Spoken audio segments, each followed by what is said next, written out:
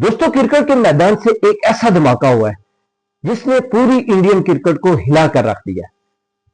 दोस्तों, आज क्रिकेट नहीं बल्कि टीम इंडिया का इबरतनाक अंजाम हुआ है। आयरलैंड से हारने के बाद अब इंग्लैंड ने इंडिया को इनकी T20 तारीख की सबसे बड़ी हार थमा दी है। सिर्फ 76 रन पर पूरी टीम इंडियन ढेर हो गई है। दोस्तों, शरियास एयर की कप्तानी में टीम इंडिया बिल्कुल तबाह हो चुकी है।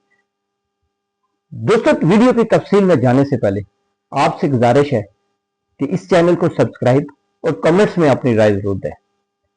दोस्तों, चलते हैं वीडियो की तफसील में। इंडिया ने टॉस जीता और पहले बॉलिंग का फैसला किया है। लगा कि पिच से बॉलर्स को मदद मिलेगी, लेकिन इंग्लैंड के ओपनर जो थे फुल साल्ट तो किसी और ही मूड में नजर आए।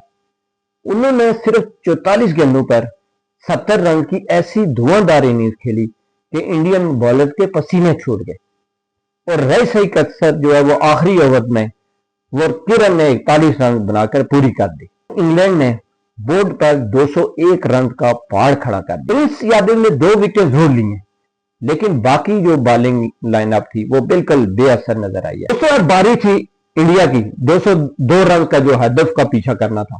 फैंस को उम्मीद थी कि अभिषेक शर्मा और नौजवान टैलेंट जो है सूर्यवंशी जो है वो कुछ कमाल करेंगे।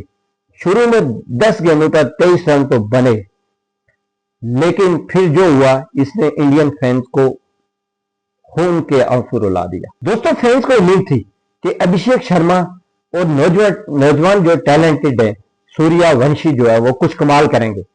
शुरू में 10 गेंदों पर उन्होंने 23 रन बने और आर्चर ने 3 खिलाड़ियों को पवेलियन भेजा। पूरी इंडियन टीम सिर्फ 11.4 ओवर में 76 रन बनाकर आउट हो गई। कोई एक बैटर भी 15 रन का हिस्सा उबोर ही नहीं कर सका। दोस्तों, 125 रन की इबरतनाक शिकस्त के बाद इंग्लैंड अब सीरीज में 2-0 से आगे हो चुका है।